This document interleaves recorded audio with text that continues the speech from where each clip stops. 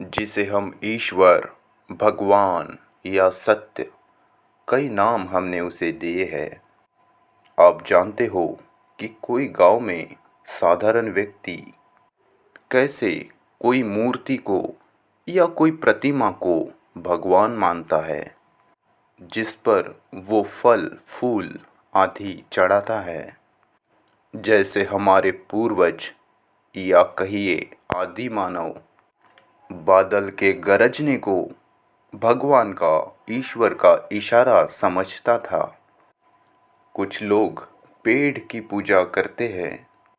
वो पेड़ पौधों को या जानवरों को या कहिए प्रकृति को भगवान मानते हैं और उसकी पूजा करते हैं।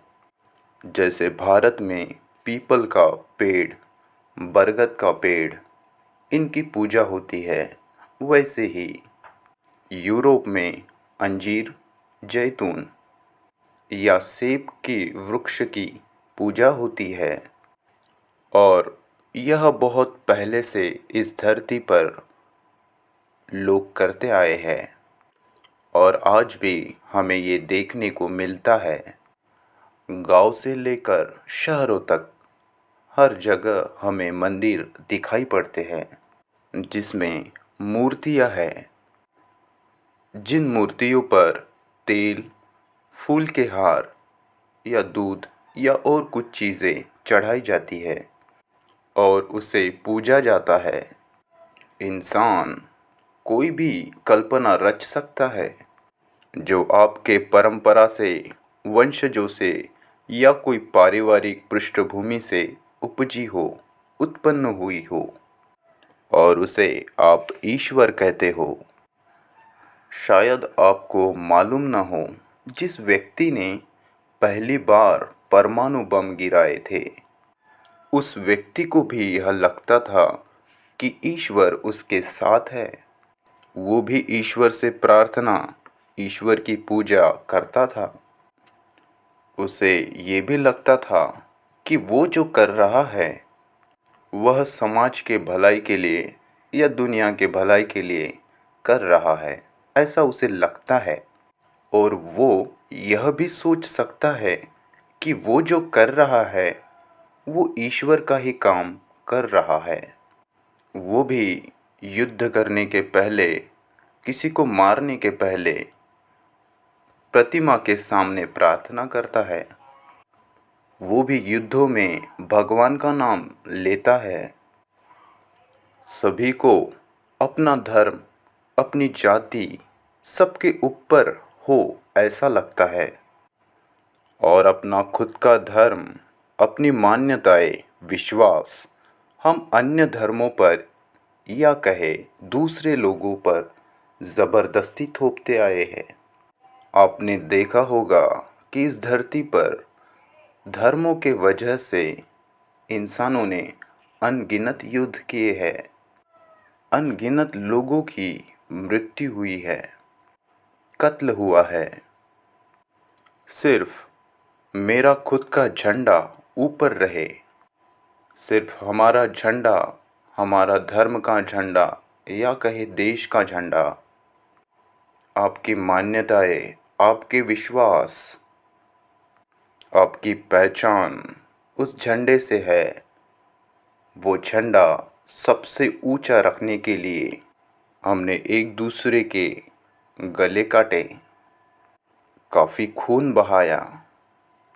और हर व्यक्ति जो धर्म के नाम पर अहिंसा करता है, वो सोचता है कि वो धर्म को बचा रहा है। वो सोचता है कि अगर वो युद्ध ना करे तो उसका ईश्वर खत्म हो जाएगा। वो ईश्वर को बचा रहा है, ऐसा वो सोचता है। दुनिया को, सृष्टि को हमारे विश्वासों के, मान्यताओं के, धर्मों के कारण कितना नुकसान पहुंचा है। हिटलर से लेकर सभी युद्धोन्मादी सेनाओं में बड़े बड़े नायक लड़ने से पहले ईश्वर का नाम लेते हैं, उनकी पूजा, उनकी प्रतिमा के सामने प्रार्थना करते हैं। और धर्म के नाम पर युद्ध करने में लोगों को मारने काटने में, इस सृष्टि को तबाह करने में ज़रा भी नहीं हिचकते। तो इंसान के विश्वास, चाहे वो आस्तिक हो या नास्तिक, उसकी धारणाएं, उसके विश्वास, जिसे मानकर वो किसी पर हिंसा कर रहा है, किसी पर अपने विचार, अपनी मान्यताओं को ज़बरदस्ती थोप रहा है, दूसरों पर, दूसरों के जीवन पर कब्जा कर रहा है, तो क्या इन लोगों ने सच में सत्य खोज लिया है? क्या इन्हें सच में सत्य या ईश्वर मिला है, या फिर उन्होंने इन्हें सिर्फ कल्पित किया है? उन्होंने ईश्वर की सिर्फ कल्पना की है। हो सकता है अपने खुद को सुरक्षित करने के लिए, या अपने खुद के ही डर के कारण, या फिर जीवन के सवालों से भागने के लिए, या अपने अज्ञान के कारण या आलस्य के कारण। क्या सत्य या ईश्वर कोई ऐसी चीज़ है जिसका आकलन हम अपने मन से नहीं कर सकते, जिसकी कोई कल्पना नहीं की जा सकती, जो हमारे कल्पना से परे है, जिसके बारे में हम विचारों से कभी नहीं जान पाते, या कहे विचार द्वारा हम उस तक नहीं पहुंच सकते? सत्य का या कहे ईश्वर का अनुभव आपको तब हो सकता है जब आप पूर्णतः मौन होते हो। मौन होना सिर्फ मुंह बंद करना नहीं होता। सिर्फ अपना मुंह बंद करने से आप मौन नहीं होते। इसे समझना होगा, मौन कैसे हुआ जाता है। किसी लगाव को, किसी नशे को, किसी विचार को, किसी प्रतिक्रिया को मौन किया जा सकता है। केवल सतही तौर पर मौन होने से काम नहीं चलेगा। केवल अपना मुंह बंद करने से बात नहीं बनेगी। आपको भीतर से पूरी तरह मौन होना पड़ेगा।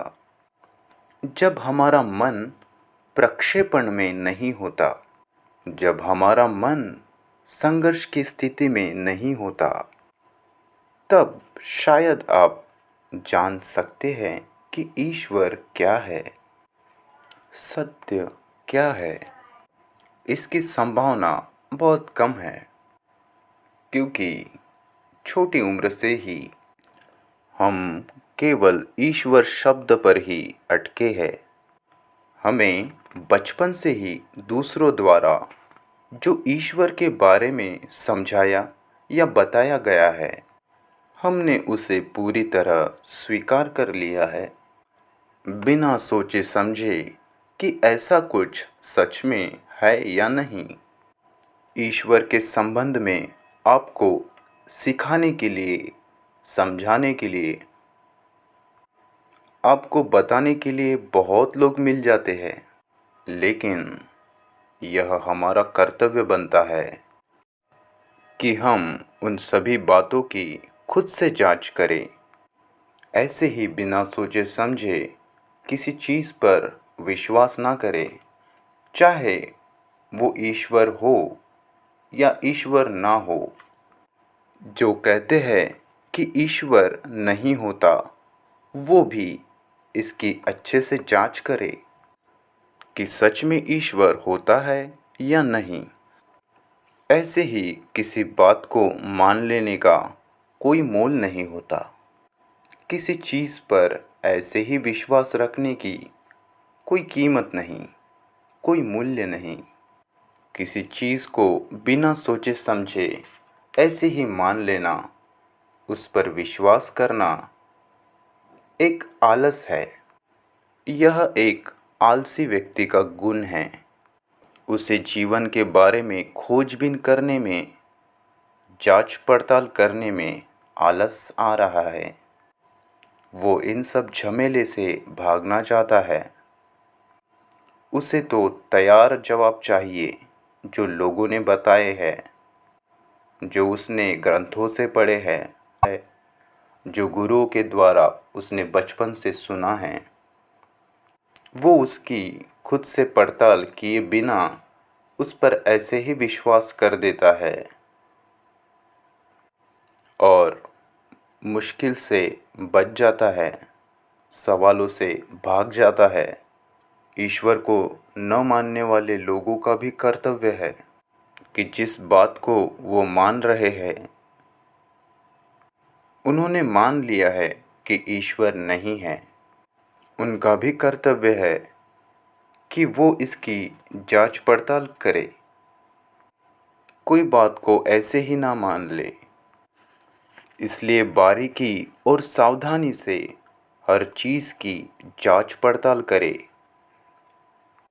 ना नास्तिक पर विश्वास करे, ना आस्तिक पर विश्वास करे, क्योंकि जब हमारा मन विश्वास से पूरी तरह आज़ाद होता है, जब हमारा मन मान्यताओं से मुक्त होता है, तब मन निश्चल होता है। ऐसी स्थिति में संभावना बनती है कि ईश्वर के बारे में जो सत्य है उसका आपको बोध हो, जिसे आप ईश्वर कहते हो, सत्य कहते हो, उसका अनुभव आपको हो सकता है। इसमें सभी पहलुओं के बारे में सोचने समझने की ज़रूरत है। तो इसके लिए आपको कहाँ से शुरू करना है, यह कोई नहीं बता सकता। जब आप किसी गुरु के पास जाते हो तो हो सकता है वो तुम्हें बताने की कोशिश करे कि ईश्वर है और मंत्र जाप से या कोई रस्मों से या कोई क्रिया से आप उसे पा सकते हो। आपको ईश्वर मिल सकता है, आपको बस पूजा करनी होगी, चढ़ावा देना होगा या फिर व्रत या उपवास करने होंगे, तब आपको ईश्वर मिलेगा। लेकिन मैं आपको बताता हूँ कि ये सब करके आपको परेशानी ही मिलने वाली है। यह सब करने के बाद आप पाएंगे कि जो भी आपको यह सब करके प्राप्त हुआ है, वो सब आपके मन का ही प्रक्षेपण है।